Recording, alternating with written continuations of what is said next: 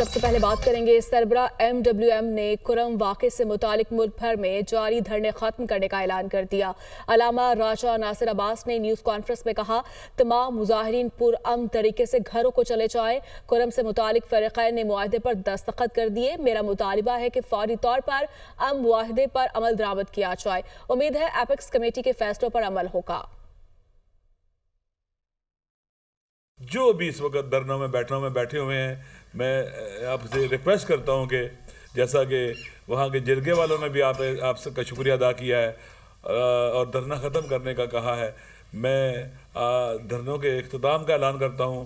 اس میں میں ان کا بھی شکریہ ادا کرتا ہوں جو کرم ایجنسی کے کرم ضلع کے اندر ہیں، کرم کے جو ایلڈرز ہیں اور جو جرگہ تھا انہوں نے سائن کرنے کے بعد اپنا ویڈیو پیغام بھی دیا، اور ٹیلی فونک بات میری کرم کے ضلع وہاں پر پڑا چنار میں بھی ہوئی۔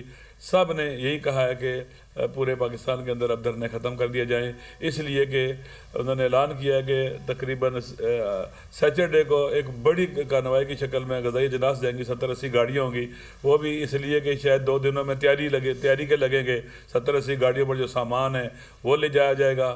کوہاٹ میں جاری کرم کے امن و امان کے حوالے سے جرگے کی کوششیں رنگ لے آئی ہیں۔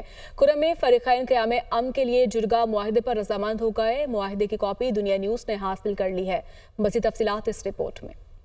کوہاٹ میں کئی روز سے جاری جرگہ کامیاب ہو گیا۔ کمشنر کوہاٹ کی زیر صدارت گرینڈ جرگہ ختم۔ امن گرینڈ جرگے میں فریقین کی بڑی تعداد نے شرکت کی۔ فریقین نے دیر پا امن کے لیے 14 نکاتی امن معاہدے پر دستخط کیے۔ دنیا نیوز کو موصول امن معاہدے کی کاپی کے مطابق لوکل امن کمیٹی کسی بھی تنازع کی صورت میں اسے حل کرے گی۔ مقامی کمیٹی کی ناکامی کی صورت میں ضلعی کمیٹی حل نکالے گی۔ ناکامی کی صورت میں گرینڈ جرگہ، حکومت اور قانون نافذ کرنے والے ادارے مداخلت کریں گے۔ ایپیکس کمیٹی کے فیصلے کے مطابق ضلع بھر میں موجود تمام بنکرز کو 1 ماہ کے اندر ختم کیا جائے گا۔ سڑکوں اور شاہراہوں کی حفاظت یقینی بنائی جائے گی۔ بھاری اسلحے کو جمع کیا جائے گا۔ ذرائع کے مطابق راضی تنازعات کو راضی کمیشن اور رواج کرم کے تحت حل کیا جائے گا۔ قواعد و ضوابط مشترکہ کمیٹی طے کرے گی۔ نفرت انگیز تقاریر کرنے والوں کے خلاف سخت کارروائی کی جائے گی۔ امن معاہدے کی خلاف ورزی کرنے والوں کو کوئی بھی قبیلہ پناہ نہیں دے گا۔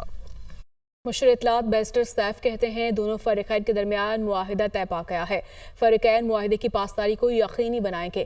معاہدے کے بعد اب راستے بھی کھل جائیں گے۔ ہفتے کے روز ہم سامان بھی بھیجیں گے۔ دنیا نیوز کے پروگرام دنیا مہر بخاری کے ساتھ میں گفتگو کرتے ہوئے انہوں نے کہا کہ حکومت کی ہر ممکن کوشش تھی جلد سے جلد معاہدہ ہو جائے، اسلحہ حوالگی ہوگی اور بنکرز مسمار کیے جائیں گے۔ ایک مستقل حل کی طرف پیش رفت ہوئی ہے۔ پارا چنار کے لوگ امن چاہتے ہیں۔ جن راستوں پر حملے ہوئے وہاں سیکیورٹی کو بڑھا دیا گیا ہے۔ بار بار کہتا ہوں افغان مسئلے کو حل کیا جائے۔ بنیادی اور اہم جو تھا وہ اسلحے کی حوالگی کے حوالے سے تھا۔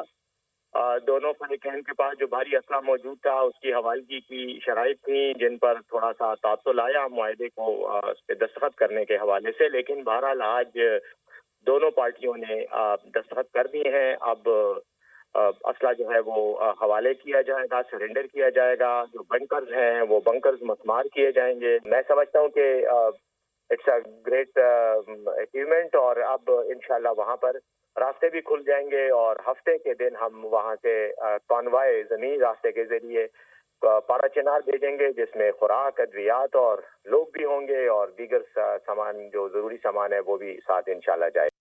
وفاقی کابینہ نے گوادر بندرگاہ سے پچھلے 3 ماہ میں سرکاری درآمدات کی تفصیلات طلب کر لیں۔ اجلاس میں پاکستان ٹیلی کمیونیکیشن ری آرگنائزیشن ایکٹ میں ترامیم پر قانون سازی کی اصولی منظوری دے دی گئی۔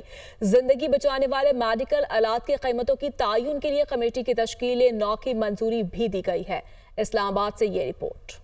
وزیراعظم شہباز شریف کی زیر صدارت وفاقی کابینہ کا اجلاس، مختلف امور پر اہم فیصلے۔ سٹیزن شپ ایکٹ میں ترامیم کی توثیق مؤخر۔ کابینہ نے انفارمیشن گروپ کے افسران کی بیرون ملک پاکستانی سفارتی مشنز میں بطور پریس آفیسرز تعیناتی کے حوالے سے قواعد و ضوابط کی منظوری کی سفارش کی۔ ان قواعد و ضوابط کے نتیجے میں انفارمیشن گروپ افسران کی بیرون ملک پاکستانی سفارتی مشنز میں تعیناتی کے عمل کو مزید شفاف اور میرٹ پر مبنی بنایا جا سکے گا۔ لیاقت university of medical and health sciences इस ठट्ठा की रजिस्ट्रेशन की मंजूरी भी दी गई। इजलास में national food safety, animal and plant health authority bill को पार्लियामेंट भेजने का फैसला किया गया। वजीर खारिजा इसहाक डार ने काबीना को आगाह किया कि पाकिस्तान का अक़वाम मुत्तहिदा सिक्योरिटी काउंसिल के गैर मुस्तकिल रुकन के तौर पर 2 साला मुद्दत का आगाज आज से हो रहा है। वफाकी काबीना ने सफारती महाज पर इस बड़ी कामयाबी को सराहा। इजलास में ECC और काबीना कमेटी बराए रियासती मलकियती इदाराजात के फैसलों की तौसीक भी की गई। वज़ीर-ए-आज़म शहबाज शरीफ ने कहा कि उड़ान पाकिस्तान मंसूबा नए साल के लिए नेक शगुन साबित होगा। मईशत में इस्तेहकाम आ चुका, अब हमें आगे बढ़ना है। माली साल में तरसीलाते ज़र 15 अरब डॉलर हैं। गवर्नर स्टेट बैंक की कोशिशों से खजाने में 72 अरब रुपए की महसूलात आई। अफगानिस्तान चीनी की स्मगलिंग बिल्कुल खत्म हो गई है।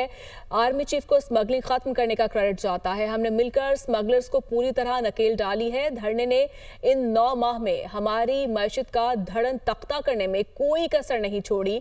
धरनों के बावजूद हम मैक्रो इकोनॉमिक इस्तेहकाम लाने में कामयाब हुए हैं। उड़ान पाकिस्तान एक अच्छा इवेंट था और मैं समझता हूँ कि नए साल के लिए ये नेक शगुन साबित होगा। इस्तेहकाम जो है, स्टेबिलिटी वो आ चुकी, अब हमें आगे बढ़ना है। ADR की मद में जो एक एफर्ट हुई है उसकी भरपूर सताइश करनी चाहिए। इसको लीड किया है डिप्टी प्राइम मिनिस्टर ने और गवर्नर स्टेट बैंक ने, मिनिस्टर फाइनेंस ने, MOS फाइनेंस ने, और बड़ी ये एफर्ट हुई और उसके नतीजे में 72 अरब रुपए की महसूलात ख़जाने में आए हैं। शुगर की ज़ीरो स्मगलिंग इस वक्त है Afghanistan. It's one of the main factors. इसका क्रेडिट जाता है इंस्टीट्यूशंस को, आर्मी चीफ को, जिन्होंने ज़ीरो स्मगलिंग करके दिखाई। धरनों ने 9 महीनों में हमारी मईशत का धड़न तख्ता करने में कोई कसर नहीं छोड़ी, लेकिन उसके बावजूद भी खुदा ताला के फजल करम से हम माइक्रो स्टेबिलिटी इकॉनमी में लाने में कामयाब हो गए। और फिर शफाफियत, मैं समझता हूँ, मैं ये बिला खौफ तरदीद कह सकता हूँ कि आपकी शफाफियत जो है वो एक आम आदमी भी उसकी गवाही दे रहा है कि इसलिए कि 9 महीने गुजर गए, कोई खुदा न खास्ता डिबेटेबल कोई स्कैंडल भी किसी को लाने की जरूरत नहीं हुई। IMF की एक और शर्त पर अमल दरामद कर दिया गया। रिटायर होने वाले वफाकी सरकारी मुलाजमीन के लिए पेंशन इस्लाहात मुतारिफ करवा दी। IMF को आगाह कर दिया गया। वजारत खजाना ने भी नोटिफिकेशन जारी कर दिया। रिटायर्ड मुलाजमीन को पेंशन गुज़िश्ता 24 माह की एवरेज तनख्वाह के बराबर मिलेगी। पेंशन में सालाना इजाफा एवरेज तनख्वाह के मुताबिक ही होगा। रिटायर्ड मुलाजिम किसी इदारे में दोबारा नौकरी पर तनख्वाह या पेंशन में से कोई एक ले सकेगा। रिटायर्ड होने वाले वफाकी सरकारी मुलाजमीन के लिए पेंशन इस्लाहात मुतारिफ। वजारत खजाना के मुताबिक रिटायर्ड मुलाजमीन को पेंशन और तनख्वाह दोनों सहूलियात नहीं मिलेंगी। शोहर या अहलिया दोनों सरकारी मुलाजमीन होने की सूरत में पेंशन की अहलियत भी तय कर दी गई। शोहर दोबारा नौकरी मिलने पर पेंशन सिर्फ रिटायर्ड अहलिया को मिलेगी। दोनों की रिटायरमेंट की सूरत में अलग अलग पेंशन के हुसूल के मजाज होंगे। पे एंड पेंशन कमीशन की तजावीज़ के मुताबिक इस्लाहात मुतारिफ कराई गई। इक़दामात से सालाना पेंशन बिल कंट्रोल करने में मदद मिलेगी।